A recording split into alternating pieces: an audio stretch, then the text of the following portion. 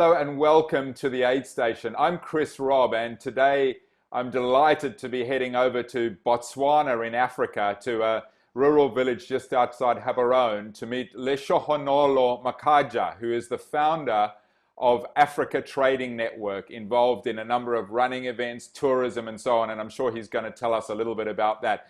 So great to see you. Thanks for making the time, Lehlohonolo. Thank you very much, Chris.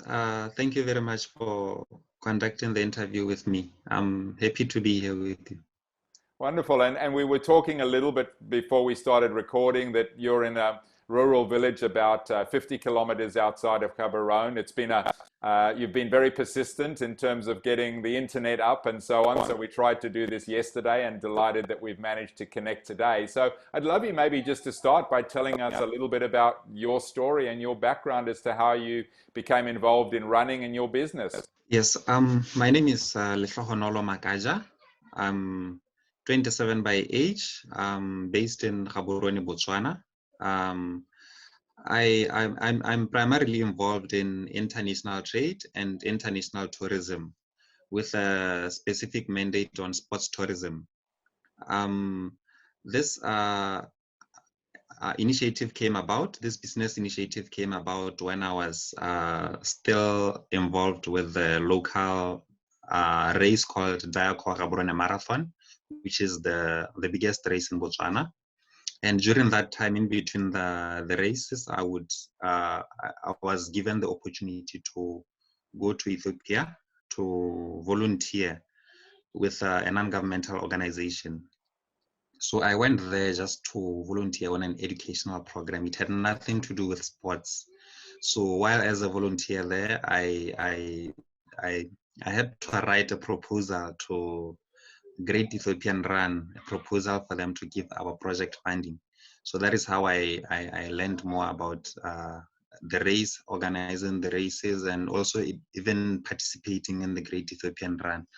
So that sparked a moment for me to actually, be involved in more than just the organization of the events back in Botswana, but also in the tourism aspect of the event. So immediately when I experienced the Great Ethiopian Run, I felt that this is something that people should cross the border to run in other countries. So that is when the concept started. And it has taken us a while, but thankfully we have been able to kickstart it. Wow, that's a wonderful story. And that's obviously how I've got to speak to you today. Dougie from the Great Ethiopian Run, who was on the aid station recently as well, introduced me to you. A little bit about your event. So you talk about your event. How many runners does that have in it? Well, Botswana is a very, very small populated country. Mm-hmm. We have about 2 million people. So the race it's every year it amasses around 7,000 people. Oh. But I'm no longer involved in the race. But it has been about 5 years since it started in 2013. So that's why I got most of the experience and the actual interest to be involved in sports and most importantly tourism. Yeah. Gee, that's wonderful. And you were telling me your current situation. You've been 28 days in lockdown. Not a lot of cases in Botswana. It seems like it's been well managed there. But what's day-to-day life like? You mentioned that you'd moved from Gaborone to be in your village. And what's a day-to-day life been in the last while? And now that the lockdown's been eased a little bit, what does that mean? Well, for the past 28 days, we've been on extreme lockdown, which means strict restricted movement. For you to move from one place to the other, you had to get a permit. So that has been the life for the past 28 days. But my observation was that it has been a bit more stringent on those who are in the town than in the village, because in the village there is very little patrol or police patrol. So people have been, well, responsible, but moving a little bit around while still applying the basic precautions. So for me, it has really been a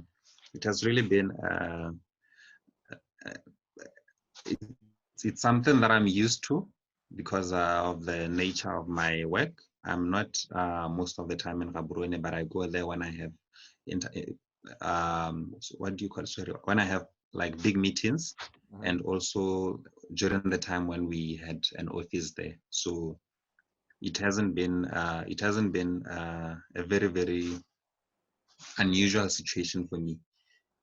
Yeah. Okay. So Which is it's nice. So, like yesterday they announced that we are now free to move within zones. So meaning that I no longer need a permit to move from one place to the other, as long as it's within the given parameters. So I think that's a fair call in order to open the economy, because things were becoming a little bit concerning in terms of jobs and businesses and stuff like that. yeah. And so, Africa Trading Network, you mentioned big focus on tourism. What have been some of the challenge for you as a result of this? So, my sense is that you organize tours, you take runners from Botswana to go and participate in events like the Great Ethiopian Run. You do other things around tourism. Do you have staff working for you? What's the impact been of this in terms of some of the challenges it's created for you? As much as we have been operating for a couple of years, I work with part-time staff, so they are not impacted as much as I am. But in terms of generating income, of course, that has been put on hold because of travel restrictions.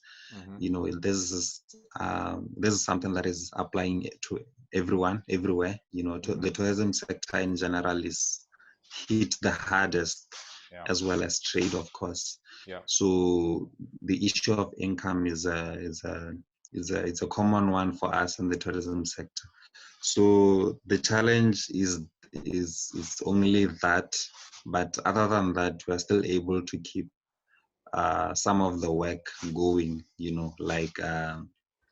Like creating digital content, creating websites, creating putting together all the content that we've been building over the years into something that can be digitally visible. So that is also an opportunity for us to actually consolidate all our data, all our databases, all our pictures, videos, and everything, and put it into a social media platform. So it's not as bad as it seems. The only challenge that we have is the generating income, so that we're able to roll on a basis.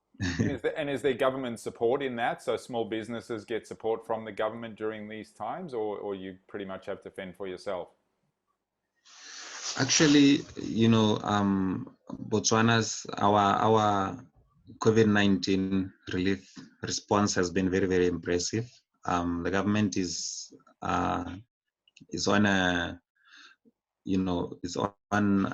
spending crusade to support small medium enterprises, from large enterprises to small medium enterprises. So they provide wage subsidies. They also help They also help new enterprises who are going into the essential services. And so I think the government is doing pretty much well to support SMEs. I'd love to ask you a question about leadership. So, you've got a new organization, relatively new organization. You're a young man. You've obviously shown some amazing leadership in terms of creating this business. What are some of the toughest leadership decisions that you've had to make for your business during this period of time, and what great leadership might you have seen? You seem to indicate that this has been very well managed from a government perspective in Botswana. What is some of the the things that have stood out for you from a leadership perspective, please? Well, I think we having to adapt with the times. That is the most outstanding thing for me at the moment. Having to make use of especially the online platform. I think leadership involves a lot of innovation, coming up with new ways of attracting new customers and stuff like that. Yeah. So for me, it has been a turning point in terms of, because we haven't been on social media for a very, very long time. So this time has actually provided the time for us to develop an online presence. So because I'm not leading a team directly here, but I think being able to keep up with the times, that is something that has been very, very much outstanding for me. Wonderful. Well, it's a great opportunity, and as you say, leadership is about being innovative. And from a country perspective, you seem to be saying it's been well managed. Are there some kind of key decisions that you saw being made by the leadership of the country? There's so many different styles of leadership and feedback on leadership all over the world, and some countries are saying their leaders got it really right, and other countries saying they got it wrong. You seem to be saying that the sense in Botswana is that the leaders have got it right. Are there some kind of key things that they did well? Communication, the decision to do the lockdown. What are some of the key success factors there? In fact, I would say with Botswana, our leadership has been very, very inspiring. There is a lot of transparency. Every day we get briefings, like throughout the day, everything that is being talked about, even on the media, it's about COVID-19, what the government is doing, what the corporate sector is contributing. So generally, I would say it has given me a sense of what our government is doing in terms of addressing this challenge, and also learning more about the opportunities that are available for us as small medium enterprises. So our leadership has been very, very inspiring. I'm quite satisfied with the incentives that they've put forth in order for SMEs to sustain themselves right now and beyond the COVID-19. That's wonderful. That's really great to hear. And talking about inspiring, have you got any inspiring stories that you'd like to share with the viewers, whether it be around running, around Botswana? It's a beautiful country. I mean, obviously, tourism is huge there.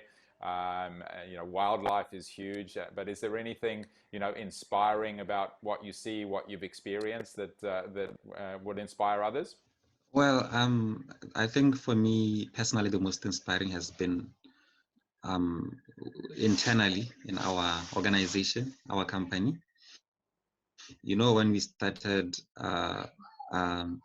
this was in 2014, and it has been years. Every year we try to get runners, we get nothing. Nobody signs up with us until 2018.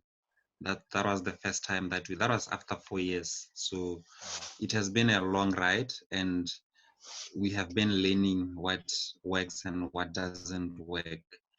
And also, Botswana, in terms of, another aspect of our business is on sports development. So Botswana only has one Olympic medal, which is a silver medal from Nigel Amos. He's the only athlete in Botswana who has gotten the Olympic medal. Yes. So we also started this program to develop young talent. We give them the opportunity to train outside Botswana. We also give them the opportunity to run outside Botswana. So being able to see the difference in their performance based on the programs that we have given them has been something that has, I think it has really been a bit inspiring for me, being able to see something that you have started evolving to something more resultive, something that shows more results, and for us that has been the case. What a wonderful story, and you'll look back in years to come and see the future generation of runners and hopefully medalists that you've helped to inspire, and that ties into your leadership as well. Lehlohonolos, it's been an absolute pleasure talking to you. Thank you so much for making the time and the effort. As I said in the beginning, it's been a little bit of a challenge logistically to get connected, but wonderful to talk. I wish you all the very best, and look forward to seeing future medalists out of Botswana and your business growing. Thank you so much. Thank you very much, Chris. Thank you so much for your time, and thank you for considering me for this interview. Thank you so much. My pleasure.